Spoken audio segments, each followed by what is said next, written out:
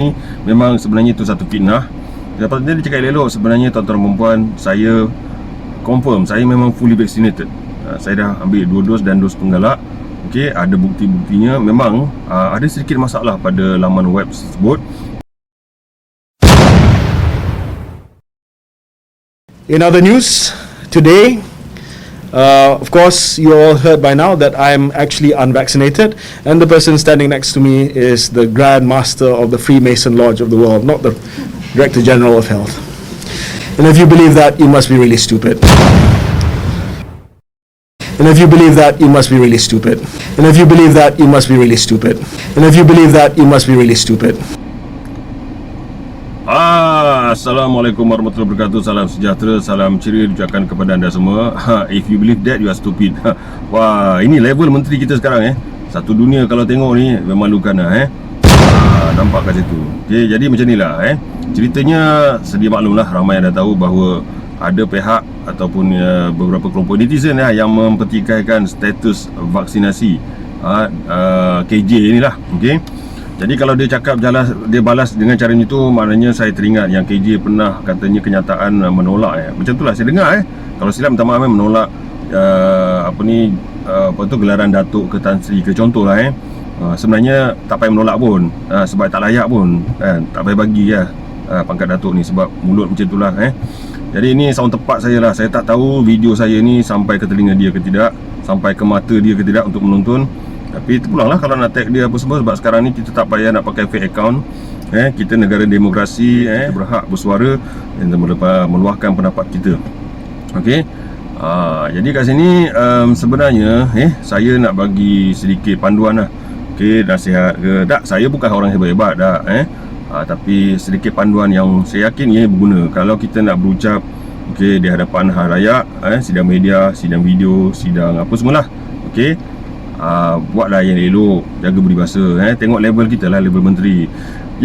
Pada saya, kalau saya berada di tempat KJ, cakap elok. Satunya dia kena yakin lah. Dan kita anggap, contohnya kita anggap sekarang ni memang sebenarnya itu satu fitnah. Lepas tu dia cakap elok, sebenarnya tuan-tuan dan puan, saya confirm saya memang fully vaccinated. Saya dah ambil 2 dos dan dos penggalak. Okey, ada bukti-buktinya. Memang ada sedikit masalah pada laman web tersebut yang kita tutup. Sebenarnya tidak diguna pakai, tidak aktif jadi saya mohon maaf. Dan sebenarnya memang saya telah lengkap 2 dos dan juga dos booster macam tu. Cakap elok. So kenapa kita nak melenting ni? Kenapa si KJ ni nak melenting sangat ni?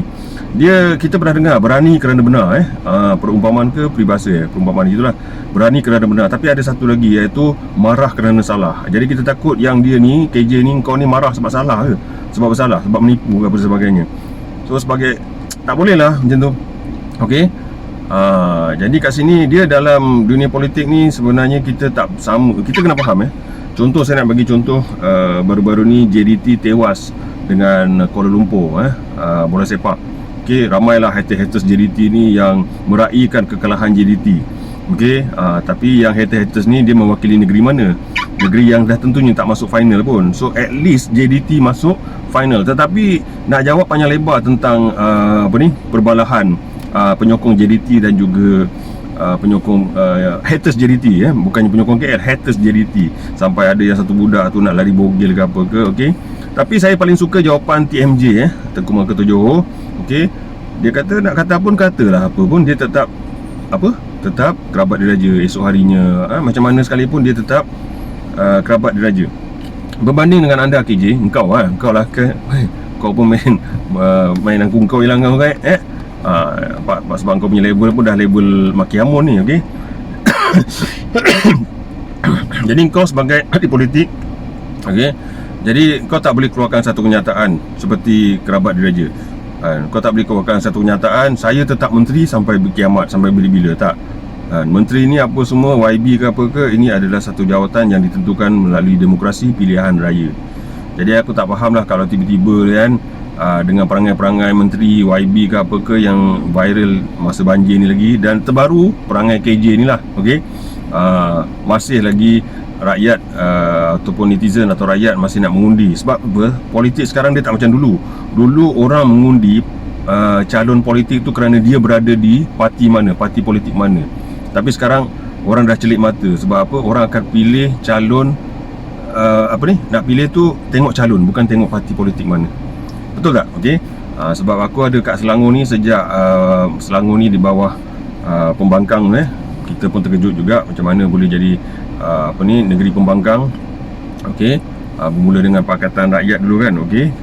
Jadi kat sini okey kan, tak ada masalah apa, kita tak boleh cari makan, cuma adalah desas-desus itu ini tuntutan apa semua kan. Sebab apa kita tengok politik tu macam tu. Okey, kita nak cerita tambah sikit lagi, iaitu kalau dulu dalam dunia politik kita dikejutkan dengan Tun Mahathir semasa menjadi Perdana Menteri, beliau telah memecat timbalannya Datuk Seri Anwar Ibrahim.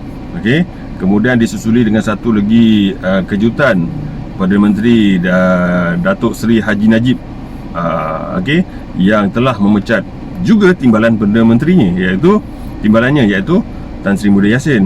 Dan sejarah tercipta Tan Sri Muhyiddin Yassin akhirnya menjadi Perdana Menteri walaupun dalam masa yang singkat, okey, akibat masalah percaturan politik dan sebagainya. Tapi tak mustahil dalam keadaan sekarang kita menunggu, mana tahu ada satu kejutan, Datuk Ismail Sabri Yaakob, okey, memecat bukan timbalan Perdana Menteri tapi memecat Menteri Kesihatan ni kan. Pecat je lah kan. Buat kejutan sebab saya pun tengok dia ni melampau. Okey, kejap pusing tu, kejap cerita ni, kejap kata itu, kejap kata tu. Saya nak cerita apa panjang lebar, sebenarnya orang pun dah faham apa maksud saya. Jadi pecat je lah. Tak ada pun, sekarang kalau PM kita rasa tak nak pecat, pecatlah diri sendiri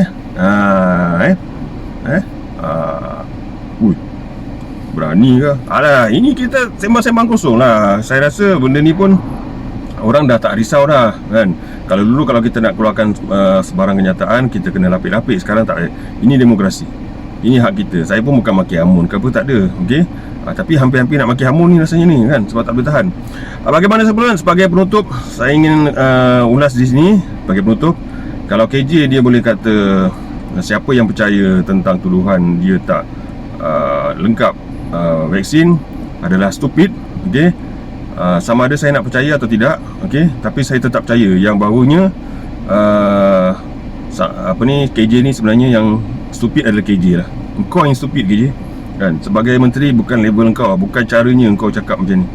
Okey, engkau yang stupid kan. Tak tahulah video ni dia dengar ke, dia tertonton ke tidak. Okey, sebenarnya aku tengah test ni, kereta ni baru buat sedikit modification pada aircon. Okey, so sambil menunggu tengok temperature dia okey, baru aku nak jalan balik lah. Sebab aku nak tengok dia berada di bawah sinaran matahari ni, airconnya okey tak. Okey, setakat ni alhamdulillah okey. Okey, jadi tersilap kata, terkasar bahasa, saya daripada hujung rambut hingga ke hujung kuku jari kaki saya memohon ampun dan maaf. Okey, Assalamualaikum warahmatullahi wabarakatuh. Thank you. Bye bye.